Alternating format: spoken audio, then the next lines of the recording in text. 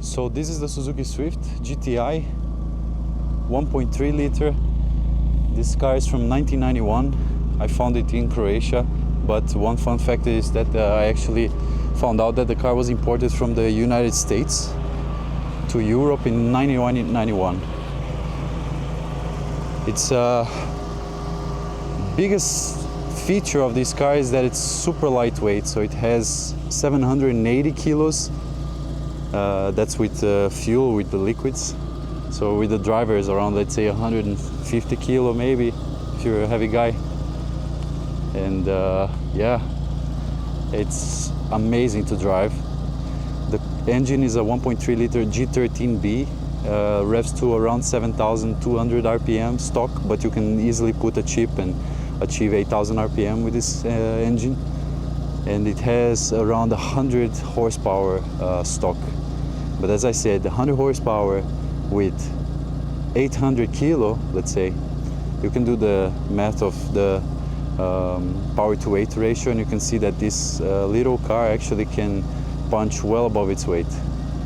So I was super lucky that I found a quite clean model. It has the full interior.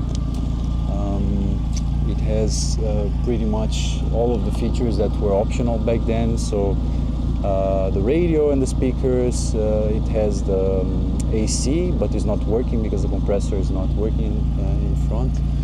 But yeah, pretty good car in terms of spec.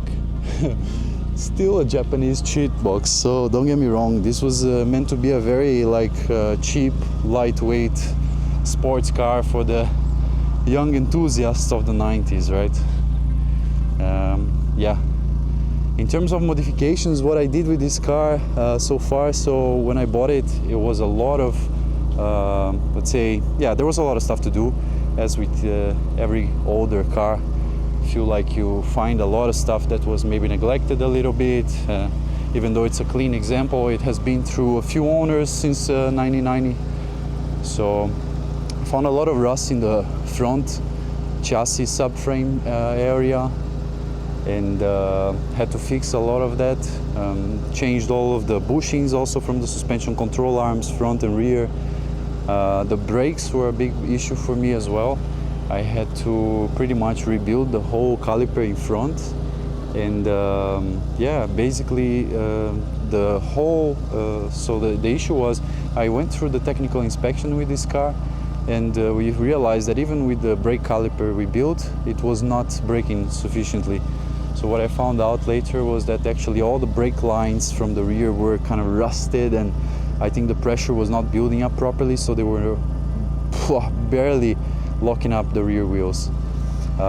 So very lucky that the front held me for a year. I think I was driving like this, but I finally, let's say, rebuilt the whole brake lines, front and rear, and now the car is braking fine. In terms of springs, I put Eibach springs. As you can see there, the car is a little bit lowered, and yeah, nicer tires. I put some Vredestein Sport Track 5, I believe, in a fatter dimension. I kind of like these 14-inch original wheels with a fatter tire dimension. I feel like they kind of fill up the arch nicely, and they give this retro kind of toge slash kind of like those, you know, Kanjo racer Civics and stuff. So yeah, that's the vibe.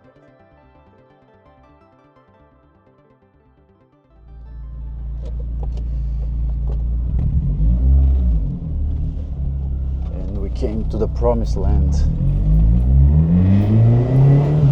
The driving road.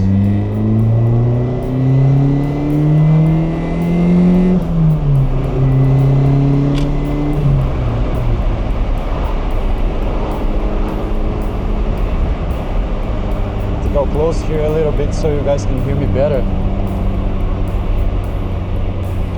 Like this.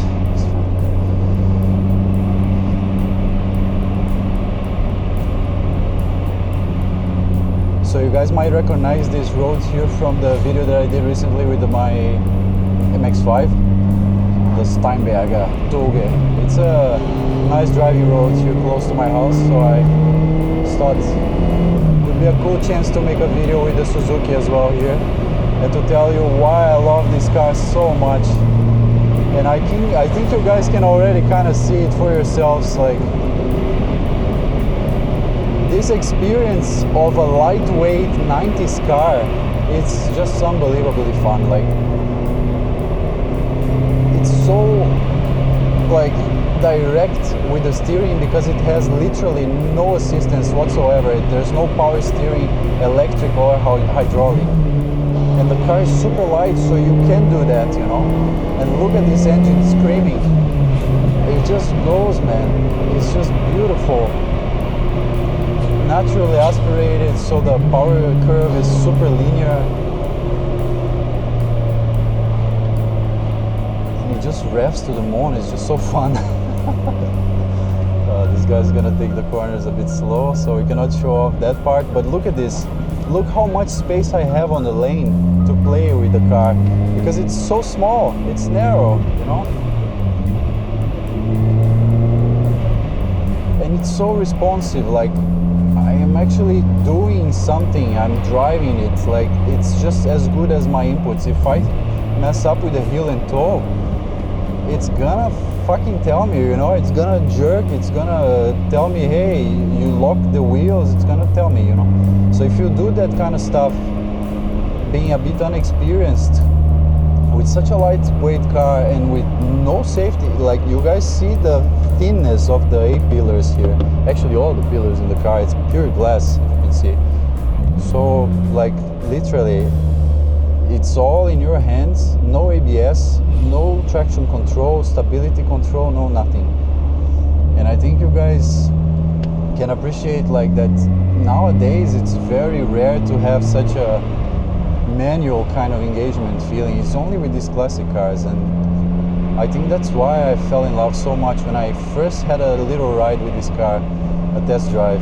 And actually I'll tell you how I found this car. So as you've probably seen maybe, and if you haven't, check it out, I'll link it in the description, the MX-5 video where I tell you how I found my NC MX-5. So I was actually looking for the Miata, for the MX-5 when I arrived in Europe. I wanted to buy one because it was a fun, lightweight sports car that I could have a nice time in without spending so much, right? I was trying to find one for a long time and I couldn't, and I'll tell more about that story in that video. But then at some point, one of the guys that was looking for cars as well for me, he said to me, look, I found the perfect car for you. And he sent me the picture of the Suzuki Swift. And I was like, wow, Suzuki Swift GTi, what is this? Like, I really didn't know that there was a GTi other than the Golf, right? The Volkswagen.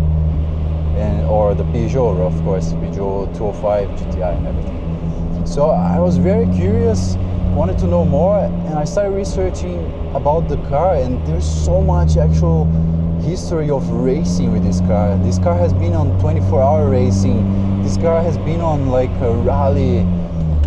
This car has been like really everywhere.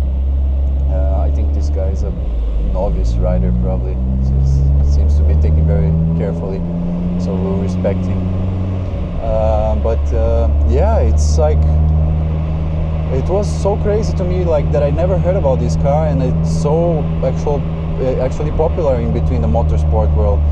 And then I found out a little bit more about why as well. So when this car was released, it was such a lightweight sports car that was kind of affordable that a lot of young people bought it. And then when a lot of young people bought it, they weren't so experienced. And as I said to you guys, like there's nothing here to protect you, you know. If you crash, you're on your own. It's like a motorbike, literally. Like, I think even worse, because in a motorbike you even fall and you roll away and that's it. Here you're in between a bunch of metal and you're gonna be, you know, crunched in between. So let's see if I can pass the motorcycle to let him be okay. Nah, here's not so good place. Anyways, so yeah, a lot of these young people that bought this car back then, they crashed it and they had heavy injuries from it. It even got known in Spain, or I think in South America as well. I come from Brazil and I know a lot of South Americans call this car, I think, Matagomelos, or some other names like I don't know, the Coffin, or the Widowmaker. Not the Widowmaker like the Porsche, but also, you get my point, right? These kind of references to the car. And that's because it's so fun, so lightweight, and it just pushes you, it instigates you with this noise and everything to just push it, and then you end up in a ditch. If you're not really sensible and like respectful of your own skills, it's very easy to make a mistake in this car that can cost you a lot. So, oh, nice McLaren. I think now we can pass.